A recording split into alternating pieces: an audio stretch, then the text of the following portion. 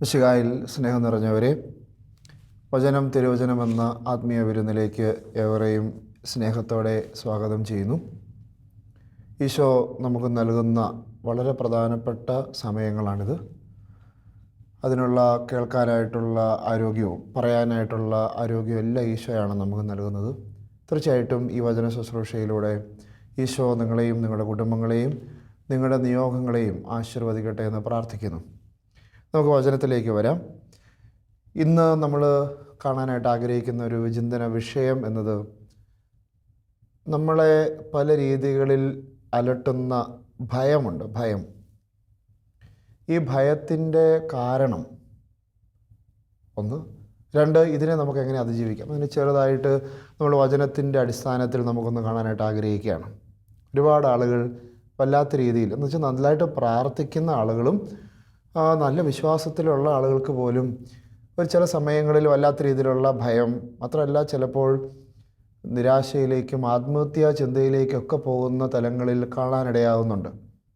അതിൻ്റെ അടിസ്ഥാനത്തിൽ നിന്നുകൊണ്ട് നമുക്ക് വചനത്തിൽ ഇതിനെ ഒന്ന് ചിന്തിക്കാം. ഈശോ എന്താണ് സംസാരിക്കുന്നത്?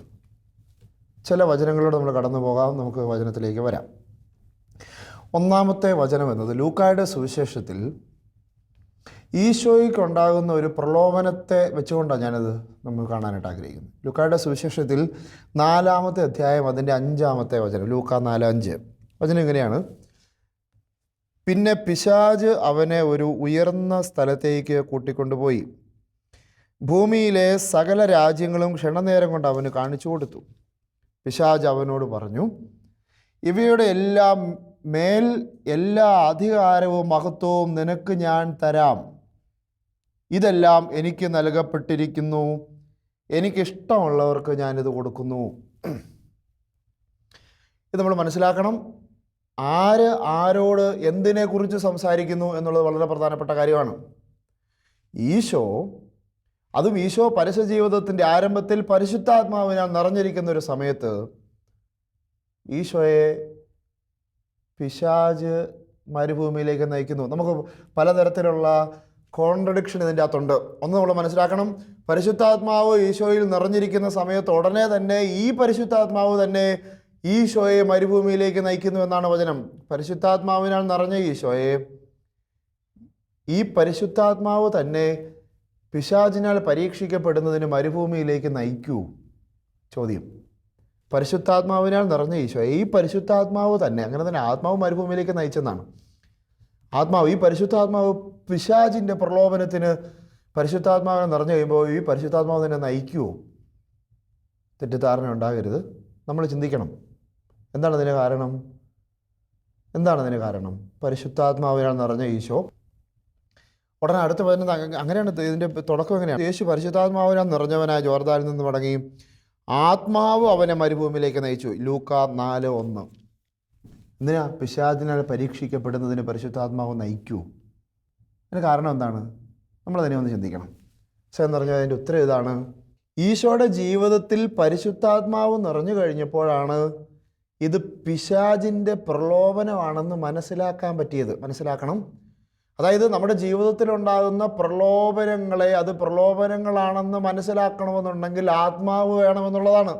ആ സമയത്ത്, ദ മൊമെൻറ്റ്, പ്രലോഭനം നിന്നെ നേരിടുന്ന, ചിന്തകളിൽ നിന്നെ നേരിടുന്ന സമയത്ത് അതിനുശേഷം എനിക്ക് മനസ്സിലാക്കാൻ പറ്റും, ശരിയാണ്. പക്ഷേ ആ സമയത്ത് ഇത് പിശാചാണെന്ന് എനിക്ക് മനസ്സിലാകണമെന്നുണ്ടെങ്കിൽ ഇപ്പുറത്ത് ആത്മാവിൻ്റെ നിറവ് വേണം എന്നുള്ളതാണ് ഈ വചനം നമുക്ക് നൽകുന്ന വ്യാഖ്യാനം. ആത്മാവിൻ്റെ നിറവുണ്ടെങ്കിലേ ഇത് പിശാചാണെന്ന് മനസ്സിലാക്കാൻ പറ്റൂ. ഒന്ന്. രണ്ടാമത്തെ ഘട്ടം, ഈ പിശാച് കൊണ്ടുവന്ന് തരുന്ന പലതരത്തിലുള്ള പരീക്ഷകളുണ്ട്, പ്രലോഭനങ്ങളുണ്ട്. ഈശോയ്ക്ക് ഇവിടെ നമ്മൾ ഈശോയുടെ ഒരു ഒറ്റ പ്രലോഭനത്തെ നമ്മൾ കാണുന്നത്. ഈശോയെ പിശാച് എന്താണ് ചെയ്യുന്നത്? അതിൻ്റെ 6-ാമത്തെ വാക്യം, പിശാച് അവനോട് പറഞ്ഞു, ഇവയുടെ മേൽ എല്ലാ അധികാരവും മഹത്വവും നിനക്ക് ഞാൻ തരാം. ഇതെല്ലാം എനിക്ക് നൽകപ്പെട്ടിരിക്കുന്നു. ആർക്ക്? പിശാചിന് ഇതെല്ലാം നൽകപ്പെട്ടിരിക്കുന്നു. എന്ത്? ഇവയുടെ മേൽ. ഏതാണ്? അതിന് 5-ാമത്തെ വചനം വായിക്കണം. ഉയർന്ന സ്ഥലത്തേക്ക് കൊണ്ടുപോയി ഭൂമിയിലെ സകല രാജ്യങ്ങളുടെയും മേൽ. ഉയർന്ന മലയിലേക്ക് കൊണ്ടുപോയി ഭൂമിയിലെ എല്ലാ രാജ്യങ്ങളും പിശാച് ഈശോയെ കാണിച്ചു കൊടുത്തു. ഈശോയോട് പറയാണ്, ഈശോയെ നിനക്ക് ഞാൻ തരാം. എന്ത്? അധികാരം എല്ലാത്തിൻ്റെയും. സ്നേഹമുള്ളവരെ, നമുക്കിവിടെ സംശയം ഉണ്ടാവാം. പിശാചിന് ഈ അധികാരം ഉണ്ടോ? ഈശോയുടെ മേൽ കൊടുക്കാനായിട്ടുള്ള അധികാരം ഉണ്ടോ? ഉണ്ടോ? ശരിക്കും ഉണ്ടോ? നമ്മൾ ചിന്തിച്ചേ. പിശാചിന് ഇതിൻ്റെ മേലെല്ലാം അധികാരം പിശാചിനുണ്ടോ? നമുക്ക് പല ഉത്തരങ്ങളുണ്ടാവാം. ഇതിനെ ക്ലാരിഫൈ ചെയ്യാൻ 1-2 വചനങ്ങൾ, ഈശോ തന്നെ പറഞ്ഞ വചനങ്ങളിലേക്ക് നമുക്ക് പോവാം. വചനം യോഹന്നാൻ്റെ സുവിശേഷം 12-ാമത്തെ അധ്യായം. യോഹന്നാൻ്റെ സുവിശേഷം 12-ാമത്തെ അധ്യായം, അതിൻ്റെ 31-ാമത്തെ വചനം. യോഹന്നാൻ 12:31 വചനം ഇങ്ങനെയാണ്. ഈശോ പറയുന്നതാണ് കേട്ടോ. ഇപ്പോഴാണ് ഈ ലോകത്തിൻ്റെ ന്യായവിധി, ഇപ്പോൾ ഈ ലോകത്തിൻ്റെ അധികാരി പുറന്തള്ളപ്പെടും എന്നാണ്. ഇപ്പോഴാണ് ഈ ലോകത്തിൻ്റെ ന്യായവിധി, ഇപ്പോൾ ഈ ലോകത്തിൻ്റെ അധികാരി പുറന്തള്ളപ്പെടും. അതാരെക്കുറിച്ചാണ് പറയുന്നത്? പിശാചിനെ കുറിച്ച്. പിശാചിന് ഈ ലോകത്തിൻ്റെ മേൽ അധികാരം ഉണ്ടെന്ന് ഈശോ തന്നെ പറയുന്നു. ഇതാ ഈ ലോകത്തിൻ്റെ അധികാരി. ഒന്നല്ല, അടുത്ത വചനം 14:30 യോഹന്നാൻ, അത് തൊട്ടടുത്ത വചനം 14-ാമത്തെ അധ്യായം. നിങ്ങൾക്ക് സംശയം ഉണ്ടാവരുത് കേട്ടോ. യോഹന്നാൻ 14:30 ഇതാ വീണ്ടും പറയുകയാണ്. നിങ്ങളോട് ഞാൻ ഇനിയും അധികം സംസാരിക്കുകയില്ല, കാരണം ഈ ലോകത്തിൻ്റെ അധികാരി വരുന്നു. ഈശോ പറയാണ്, ഈ ലോകത്തിൻ്റെ അധികാരി വരുന്നു, എങ്കിലും അവൻ എൻ്റെ മേൽ അധികാരമില്ല. അപ്പോൾ അതാ തീർച്ചയായിട്ടും പിശാചിനെ കുറിച്ച് തന്നെയാണ്. എങ്ങനെയാണ് ഈ പിശാചിന് ഇതിൻ്റെ മേലൊരു അധികാരം കാണിച്ചു കൊടുത്തിട്ട് ഈ അധികാരം ഞാൻ നിനക്ക് തരാമെന്ന് പിശാചിന് പറയണമെങ്കിൽ പിശാചിന് ഈ അധികാരം ഉണ്ടല്ലോ. പിശാചിന് എങ്ങനെ ഈ അധികാരം കിട്ടി? അടുത്ത ചോദ്യമാണ്. എങ്ങനെ അധികാരം കിട്ടി? എങ്ങനെയാണ് പിശാചിന് ഈ അധികാരം കിട്ടുന്നത്? ദൈവം കൊടുക്കുന്നതാണോ? അല്ല. പിന്നെ എങ്ങനെയാണ് പിശാചിന് അധികാരം കിട്ടിയത്? എങ്ങനെയാണ്? അത് നമ്മളെ വളരെ ഗൗരവത്തോടെ നമ്മൾ ചിന്തിക്കണം. പിശാച് പറയുന്ന വാക്ക് അവിടെ ചിന്തിക്കണം. എനിക്ക് ഈ അധികാരം നൽകപ്പെട്ടിരിക്കുന്നു. നൽകപ്പെട്ടിരിക്കുന്നു എന്ന് പറയുന്നതും കൊടുക്കുന്നത്, അത് കിട്ടിയത് രണ്ടാണ്. ഇപ്പോൾ ഉദാഹരണം പറഞ്ഞു കഴിഞ്ഞാൽ നമുക്കൊരു സാധനം നൽകപ്പെട്ടാൽ അത് വേറെ ആരുടെയോ സാധനം എനിക്ക് നൽകപ്പെട്ടെന്നാണ്. ഇപ്പോൾ ഉദാഹരണം, എനിക്ക് പൗരോഹിത്യം എന്ന് പറയുന്നത് എൻ്റെ സ്വന്തം പൗരോഹിത്യം അല്ല. എനിക്ക് സ്വന്തമായിട്ട് പൗരോഹിത്യം ഇല്ല. എൻ്റെ പൗരോഹിത്യം ഈശോയുടെ പൗരോഹിത്യം എനിക്ക് നൽകപ്പെടുന്നതാണ്. അതായത് ഈശോയുടെ പൗരോഹിത്യത്തിൻ്റെ ഭാഗഭാഗിത്വം എന്ന് വെച്ചാൽ എൻ്റെ പൗരോഹിത്യം അല്ല. ഈശോ ഒരൊറ്റ പൗരോഹിത്യമേ സ്ഥാപിച്ചിട്ടുള്ളൂ, അത് ഈശോയുടെ പൗരോഹിത്യം. നമ്മളെല്ലാം ഈ പൗരോഹിത്യം ഷെയർ ചെയ്യുക, ഭാഗഭാഗിത്വം എന്ന് പറഞ്ഞ പോലെ പിശാച് പറയുകയാണ്, ഈ അധികാരം എനിക്ക് നൽകപ്പെടുന്നു. അപ്പോൾ വേറെ ആരുടെയോ അധികാരമാണ്, പിശാചിൻ്റെ സ്വന്തം അധികാരമല്ല. അത് ആരുടെ അധികാരമാണ്? അതാണ് നമ്മൾ മനസ്സിലാക്കേണ്ടത്. ആർക്ക് ഈ അധികാരം കൊടുത്തു? ചിന്തിച്ച്, ആർക്കാണ് അധികാരം? എങ്ങനെയാണ് ഈ അധികാരം കൈമാറ്റം ചെയ്യപ്പെട്ടത്? ഇത് മനസ്സിലാക്കണമെന്നുണ്ടെങ്കിൽ നമ്മൾ വീണ്ടും പഴയ നിയമത്തിലേക്ക് പോകണം. പഴയ നിയമത്തിൽ ഉൽപ്പത്തി പുസ്തകം 1-ാം അധ്യായം, അതിൻ്റെ 26, ഉൽപ്പത്തി 1:26 വചനം എങ്ങനെയാണ്? ദൈവം വീണ്ടും അരുളി ചെയ്തു, നമുക്ക് നമ്മുടെ ഛായയിലും സാദൃശ്യത്തിലും മനുഷ്യനെ സൃഷ്ടിക്കാം. അവർക്ക് കടലിലെ മത്സ്യങ്ങളുടെയും ആകാശത്തിലെ പറവകളുടെയും നാൽക്കാലികളുടെയും ഭൂമിയിലെ മുഴുവൻ്റെയും ഭൂമിയിൽ എഴയുന്ന സർവ്വജീവികളുടെ മേൽ ആധിപത്യമുണ്ടായിരിക്കട്ടെ. അതായത് ദൈവം തൻ്റെ ഛായയിലും സാദൃശ്യത്തിലും നമ്മളെ സൃഷ്ടിച്ചതിന് ശേഷം ഉടനെ അടുത്ത് പറയുന്ന വാക്ക് സൃഷ്ടിക്കാം. എന്നിട്ടതിന് ശേഷം അടുത്ത് പറയുന്ന വാക്ക് എന്താണ്? അവർക്ക് കടലിലെ മത്സ്യങ്ങളുടെയും ആകാശത്തിലെ പറവകളുടെയും നാൽക്കാലികളുടെയും ഭൂമി മുഴുവൻ്റെയും ഭൂമിയിൽ എഴയുന്ന സർവ്വജീവികളുടെയും മേൽ ആധിപത്യമുണ്ടായിരിക്കട്ടെ. എന്ന് വെച്ചാൽ ആർക്കാണ് ഈ അധികാരം ദൈവം കൊടുത്തത്? ഭൂമിയിലുള്ള മുഴുവൻ്റെയും മേലുള്ള അധികാരം ദൈവം കൊടുത്തത് ആർക്കാണ്? അത് മനുഷ്യർക്കാണ്. ഛായയിലും സാദൃശ്യത്തിലും സൃഷ്ടിക്കപ്പെട്ടവനുള്ളതാണ് ഈ അധികാരം. ഈ ഛായയിലും സാദൃശ്യം സൃഷ്ടിക്കപ്പെട്ടവൻ്റെ ഈ അധികാരത്തെ പിശാചിലേക്ക് കൈമാറ്റം ചെയ്യപ്പെട്ടു. എപ്പോൾ? നമുക്കറിയാം ഉത്തരം. എപ്പോഴാണ് ഈ അധികാരം കൈമാറ്റം ചെയ്യപ്പെട്ടത്? അത് പാപം ചെയ്തത് വഴിയായി. എങ്ങനെയാണ്? പിശാച് വന്ന് ചെറിയ ആദ്യം പാപം ചെയ്യാമെന്നൊന്നും ഹവ്വയ്ക്ക് തോന്നിയില്ല.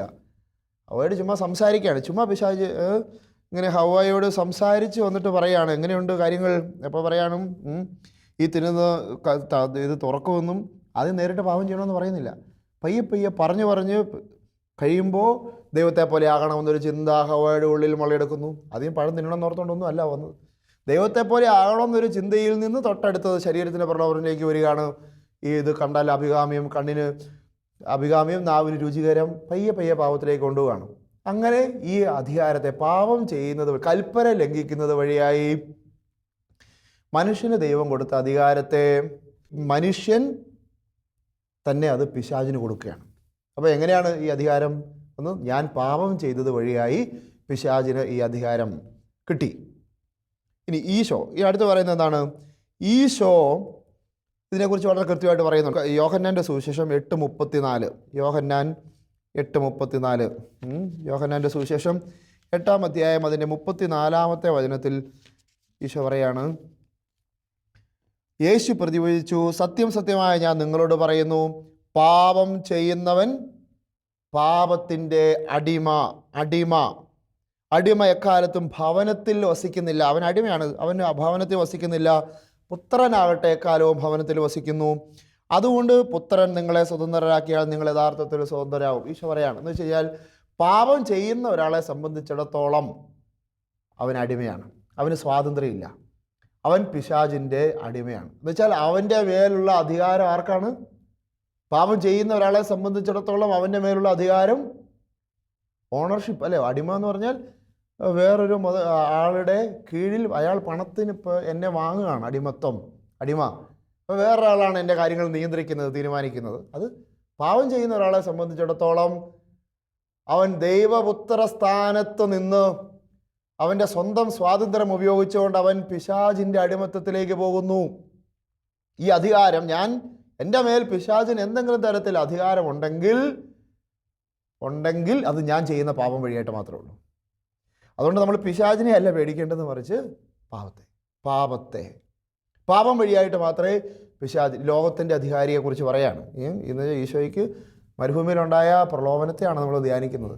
അത് പിശാച് പറയാണ്, ഈ അധികാരം മനുഷ്യൻ പാപം ചെയ്തത് വഴിയായിട്ട് എൻ്റെ കയ്യിൽ ഈ അധികാരമുണ്ട്. ഇനി ഒരു കാര്യം കൂടെ ചിന്തിച്ചേ, ഈശോ എന്തിനു വേണ്ടിയിട്ടാണ് മനുഷ്യാവതാരം ചെയ്തത്? ഈശോ മനുഷ്യാവതാരം ചെയ്തതിൻ്റെ ലക്ഷ്യം ഈ അധികാരത്തെ പിശാചിൽ നിന്ന് എടുത്തു മാറ്റി നമുക്ക് വീണ്ടും തരാൻ വേണ്ടിയിട്ടാണ്. ഈശോ മനുഷ്യാവതാരം ചെയ്തതിന് ലക്ഷ്യം തൻ്റെ പീഡാനുഭവ മരണ ഉദ്ധാനങ്ങളിലൂടെ പിശാചിൻ്റെ അടിമത്തത്തിൽ നിന്ന് മനുഷ്യവർഗത്തെ മുഴുവനും വിമോചിപ്പിച്ച്, അതിന് പറയുന്ന പേരാണ് രക്ഷ.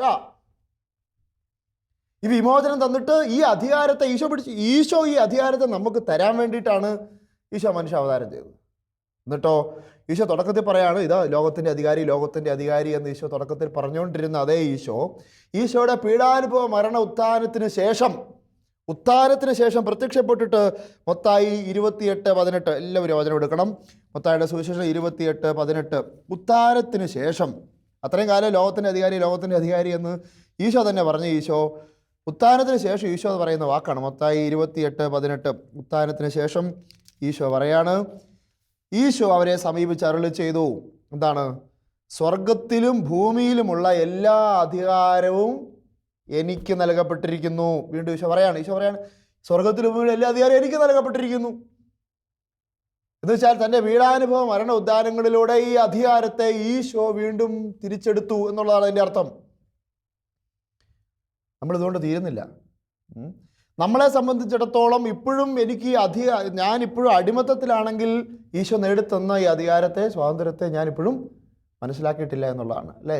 അതുകൊണ്ടാണ് ഗലാത്യ 5:13 ഒക്കെ പറയുന്നുണ്ട്, സ്വാതന്ത്ര്യത്തിലേക്കാണ് നിങ്ങൾ വിളിക്കപ്പെട്ടിരിക്കുന്നത്, ഇനി അടിമയെപ്പോലെ ജീവിക്കരുത്, സ്വതന്ത്രരാണ് നിങ്ങൾ. ഗലാത്യ 5:13 സ്വാതന്ത്ര്യത്തിലേക്കാണ് നിങ്ങൾ വിളിക്കപ്പെട്ടിരിക്കുന്നത് എന്ന് വചനം നമ്മൾ ഓർമ്മിപ്പിക്കുകയാണ്. നമ്മൾ എങ്ങനെയാണ് സ്വാതന്ത്ര്യം? അതാണ് യോഹന്നാൻ 8:34 നമ്മൾ കണ്ടത്. പുത്രൻ നിങ്ങളെ സ്വതന്ത്രരാക്കിയാൽ നിങ്ങൾ യഥാർത്ഥത്തിൽ സ്വതന്ത്രരാകും. വീണ്ടും യോഹന്നാന്റെ സുവിശേഷത്തിൽ പറയുന്നത്, സത്യം അറിയുകയും സത്യം നിങ്ങളെ സ്വതന്ത്രരാക്കുകയും ചെയ്യും. സത്യം എന്നത് എന്താണ്? ഈശോ, ഞാൻ വഴി സത്യം ജീവൻ. സത്യം അറിയുകയും ഈ സത്യം നിങ്ങളെ സ്വതന്ത്രം. ഈ സത്യം അറിയുക എന്ന് പറയുന്നത് വളരെ പ്രധാനപ്പെട്ടാണ്. ഈ സത്യം അറിയുക എന്ന് പറയുന്നത് എനിക്കുള്ള അധികാരത്തെ അറിയുക എന്നുള്ളതാണ്. സത്യം അറിയുക എന്നത് എനിക്കുള്ള അധികാരത്തെ, ഈശോ എനിക്ക് നേടിത്തന്ന ഈ അധികാരത്തെ അറിയുക എന്നുള്ളതാണ്. ഇതാണ് എനിക്ക് സ്വാതന്ത്ര്യം തരുന്നത്. എന്ന് വെച്ച് കഴിഞ്ഞാൽ നമ്മൾ ഭയത്തിൻ്റെ, നിരാശയുടെ, ദുഃഖത്തിൻ്റെ, പാപത്തിൻ്റെ ഒന്നിൻ്റെ അടിമത്തത്തിൽ ജീവിക്കേണ്ടവരല്ല. എനിക്കെങ്ങനെയാ ഈ അധികാരം ഈശോ നേടിത്തന്നുള്ളത്? ശരിയാണ് അല്ലേ? അത് നമ്മൾ വരുന്ന നല്ലൊരു വചനമുണ്ട്, നമ്മൾ എപ്പോഴും പറയുകയും പ്രാർത്ഥിക്കുകയും ചെയ്യുന്നൊരു വചനമാണ്, കൊളോസോസുകാർക്ക് എഴുതിയ ലേഖനം അതിൻ്റെ 2:15, കൊളോസോസ് 2:15, ആധിപത്യങ്ങളെയും അധികാരങ്ങളെയും അവൻ നിരായുധമാക്കി, അവൻ കുരിശിൽ അവയുടെ മേൽ വിജയം ആഘോഷിച്ചുകൊണ്ട് അവയെ പരസ്യമായി അവഹേളന പാത്രങ്ങളാക്കി. ശ്രദ്ധിച്ച് കേൾക്കണം. ആധിപത്യങ്ങളെയും, ഏതാണ്? പിശാചിൻ്റേതാണ്. ആധിപത്യങ്ങളെയും അധികാരങ്ങളെയും, വീണ്ടും പറയുന്നു, അത് പിശാചിൻ്റെ അധികാരമാണ്. ആധിപത്യങ്ങളെയും അധികാരങ്ങളെയും അവൻ നിരായുധമാക്കി. നിരായുധം എന്ന് വെച്ചാൽ അതിന് പവറില്ല. നിരായുധമാക്കി. എന്നിട്ട് എന്താണ് ചെയ്യുന്നത്? അവൻ കുരിശിൽ അവയുടെ മേൽ വിജയം ആഘോഷിച്ചു. ഈ അധികാരത്തിൻ്റെ മേൽ കുരിശിൽ വിജയം ആഘോഷിച്ചു. എന്നിട്ട് അവയെ പരസ്യമായി അവഹേളന പാത്രമാക്കി. എന്ന് വെച്ചാൽ ഈശോയ്ക്ക് അന്നുണ്ടായ പ്രലോഭനം, കുരിശിൽ മരിക്കാതെ ഈ അധികാരത്തെ ഞാൻ നിനക്ക് തരാം, നീ എന്നെ ഇതാണ്. പിശാച് ഈശോ നീ എന്നെ ഒന്ന് കുമ്പിട്ട് ആരാധിച്ചാൽ മതി, നീ ജസ്റ്റ് എന്നെ ഒന്ന് ആരാധിച്ചാൽ മതി, അത് ഞാനും നീ മാത്രമേ അറിയുള്ളൂ, വേറെ ആരും അറിയേല.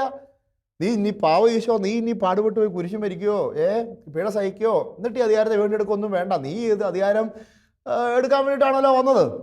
ഈ അധികാരം ഞാൻ നിനക്ക് ചുമ്മാ ഫ്രീ ആയിട്ട് തരാം, നമ്മൾ തമ്മിൽ ചെറിയൊരു അഡ്ജസ്റ്റ്മെൻറ്റ്. അതാണ് ഈശോയ്ക്കുണ്ടായ പ്രലോഭനം. പിശാച് ഈശോയോട് പറയാണ്, നീ എന്നെ ഒന്ന് ആരാധിച്ചേക്കാവോ? നീ എന്നെ ഒന്ന് ആരാധിച്ചേക്കാവോ? ആ ചോദ്യത്തിനെ ഒരുപാട് ആഴമുണ്ട്. കാരണം ഇവർ ദൈവദൂതരായിരുന്നു. ഈ പിശാച് ദൈവദൂതരായിരുന്ന പിശാചായി മാറാൻ കാരണം എന്താണ്? സ്വർഗത്തിൽ നടന്നൊരു കാര്യത്തെക്കുറിച്ച് സംസാരമുണ്ട്. സഭ പഠിപ്പിക്കുന്നത് എങ്ങനെയാണ്? മനുഷ്യനായ ഒരാളെ ദൈവമായി ആരാധിക്കാൻ ഈ മാലാഖമാരുടെ അഹങ്കാരം സമ്മതിച്ചില്ല. മനുഷ്യനായ ഒരാളെ, ഒരു ദൈവത്തെ കാരണം എന്താണ്? പ്യുവർ സ്പിരിറ്റ് ദൈവം, അതിനേക്കാൾ ഇപ്പം താഴ്ന്നവരാണ് മാലാഖമാർ, അതിലും താഴ്ന്ന സൃഷ്ടികളാണ് മനുഷ്യർ. ഈ തങ്ങളെക്കാട്ടിലും താഴ്ന്ന ഒരു സൃഷ്ടിയായ മനുഷ്യനെ ദൈവമായി ആരാധിക്കാൻ മാലാഖമാർക്ക്, അന്നത്തെ മാലാഖയ്ക്ക് പറ്റിയില്ല. അഹങ്കാരം. അപ്പം പിശാചിൻ്റെ ചിന്ത കിടക്കുന്നത് ഇവനെ കൊണ്ട് എന്നെ ആരാധിപ്പിക്കണം, ഈശോയെ കൊണ്ട്. അതുകൊണ്ടാണ് ഈ അന്ത്യക്രിസ്തുവൊക്കെ ബന്ധപ്പെട്ടുകൊണ്ടല്ലേ സുവിശേഷം പറയും, ഇവൻ ആരാധനയ്ക്ക് ആഗ്രഹിക്കുന്ന വെളിപാടിൻ്റെ പുസ്തകത്തിലൊക്കെ പറയുന്നുണ്ട്. പിശാചിന് ആരാധന കിട്ടണം. അതുകൊണ്ടാണ് ഇപ്പോൾ സാത്താൻ ആരാധന, പിശാച് ആഗ്രഹിക്കുന്ന അതാണ്, അവൻ ആരാധന കിട്ടണം, അതാണ് അവൻ ലക്ഷ്യം. അതുകൊണ്ടാണ് പിശാച് ഈശോയുടെ മുന്നിൽ പ്രത്യക്ഷപ്പെട്ടിട്ട് പറയാം, നീ എന്നെ ആരാധിക്ക്, ഞാൻ എല്ലാം നിനക്ക് തരാം. പിശാചിൻ്റെ ആഗ്രഹം അതാണ്. ഈശോയ്ക്ക് പിശാച് കൊടുത്ത പ്രലോഭനം അതാണ്, ഈ അധികാരത്തെ തിരിച്ചു തരാൻ. ഇനി ഈശോ തൻ്റെ വിടാനുഭവ മരണ ഉദ്ധാനങ്ങളിലൂടെ ഈ അധികാരത്തെ തിരിച്ചെടുത്തു. അതുകൊണ്ട് തീരുന്നില്ല. ഈശോ അധികാരത്തെ തിരിച്ചെടുത്തു. ഞാൻ മനസ്സിലാക്കേണ്ടത് എന്താണ്? ഈ അധികാരം ഈശോ ആദ്യ മാതാപിതാക്കന്മാർക്കുണ്ടായിരുന്ന ഈ അധികാരത്തെ ഈശോ എനിക്ക് തിരിച്ചു തന്നു. ഈശോയുടെ കയ്യിലിരിക്കുക മാത്രമല്ല, ഈശോ വഴിയായി എനിക്ക് അധികാരമുണ്ട്. അത് എൻ്റെ അധികാരമല്ല, ഈശോയുടെ അധികാരമാണ്. അത് എനിക്കുണ്ട്. അതെങ്ങനെയാണ്? എവിടെ നിന്നാണ് എനിക്കത് കിട്ടിയത്? എനിക്കുണ്ടെന്ന് ഞാൻ പറയുമ്പോൾ എനിക്കത് എവിടെ നിന്ന് അധികാരത്തെ കിട്ടിയത്? അതാണ് നമ്മൾ കാണേണ്ടത്. മർക്കോസ് 16:17, മർക്കോസിൻ്റെ സുവിശേഷം 16:17 വചനം എങ്ങനെയാണ്? വിശ്വസിക്കുന്നവരോട് കൂടെ ഈ അടയാളങ്ങൾ ഉണ്ടായിരിക്കും, അവർ എൻ്റെ നാമത്തിൽ പിശാചുക്കളെ ബഹിഷ്കരിക്കും. എന്ന് വെച്ചാൽ ഇത്രേ ഉള്ളൂ.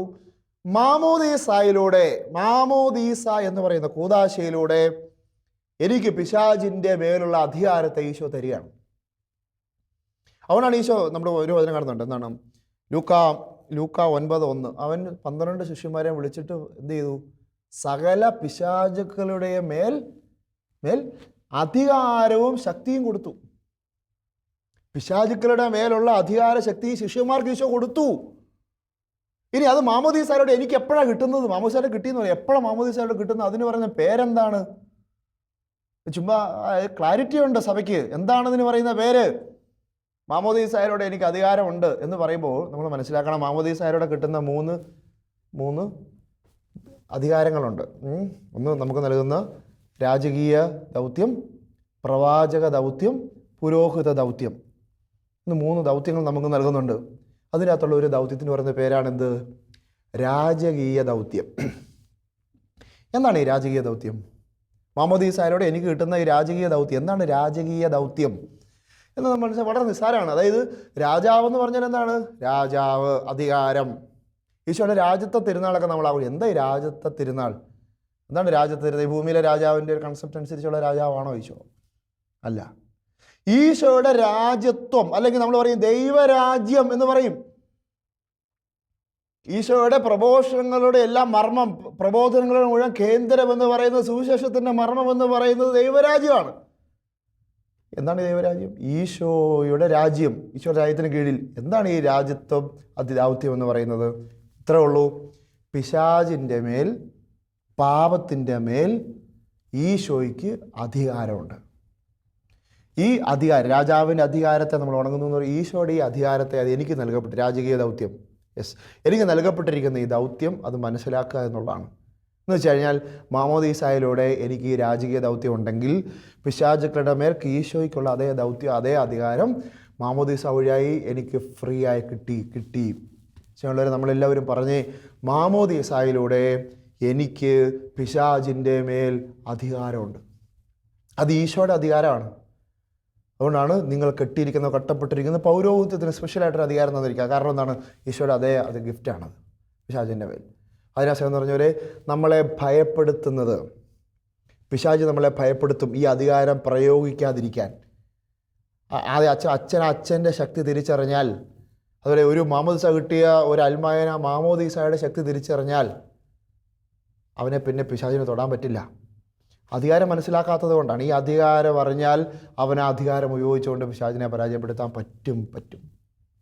അതിനാൽ ഇത് തിരിച്ചറിയുന്നൊരു വിശ്വാസം, തിരിച്ചറിയുന്ന അളവനുസരിച്ച്, അല്ലെങ്കിൽ പിശാച് ഇങ്ങനെ ഭയം തന്നുകൊണ്ടിരിക്കും. ഭയം. അതുകൊണ്ടാണ് നമ്മുടെ ഭയത്തെ എങ്ങനെ നമുക്ക് ഭയം ഉണ്ടാകാനുള്ള കാരണം, ഈ അധികാരം എനിക്ക് മനസ്സിലാകുന്നില്ല, ഈ അധികാരത്തെക്കുറിച്ച് ഞാൻ അവെയറല്ല. എന്ന് വെച്ചാൽ നമ്മൾ എന്ത് ചെയ്യുന്നത്, ഒരു കള്ളൻ ഒരു പോലീസിനെ പിടിച്ചിട്ട് ജയിലിലിട്ടാൽ എന്തുണ്ടാവും? അതാണ് നമുക്ക് അധികാരമുണ്ട്. നമ്മുടെ അധികാരത്തെ പിശാച് പിടിച്ച് ഇങ്ങനെ തടവറലാക്കിയിട്ടിരിക്കുക. ശരിക്കും എനിക്ക് പോലീസിൻ്റെ അധികാരമുണ്ട്. ഈ അധികാരം കള്ളൻ്റെ മേൽ ഞാൻ പ്രയോഗിക്കുന്നില്ല, ഭയന്നിരിക്കുകയാണ്. അതിരസം എന്ന് പറഞ്ഞാൽ നമുക്കൊരു നിമിഷം കണ്ണുകളടയ്ക്കാം. ഈശോയെ, നീ എനിക്ക് നൽകിയിരിക്കുന്ന മാമോദീസായിലൂടെ നീ പീഡാനുഭവ മരണ ഉത്ഥാനം വഴിയായി നേടിത്തന്ന അധികാരത്തെ, അതതിൻ്റെ പൂർണ്ണതയിൽ ഒരു വിശ്വാസി എന്ന നിലയിൽ, വിശുദ്ധ കുർബാന സ്വീകരിക്കുന്ന ഒരാളെന്ന നിലയിൽ എനിക്ക് അധികാരത്തെ തന്നിട്ടുണ്ട്.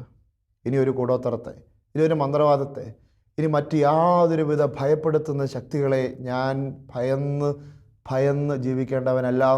ഈ അധികാരം ഉപയോഗിച്ചുകൊണ്ട് തിന്മയ്ക്കെതിരെ നിരന്തരം പോരാടേണ്ടവനാണ്.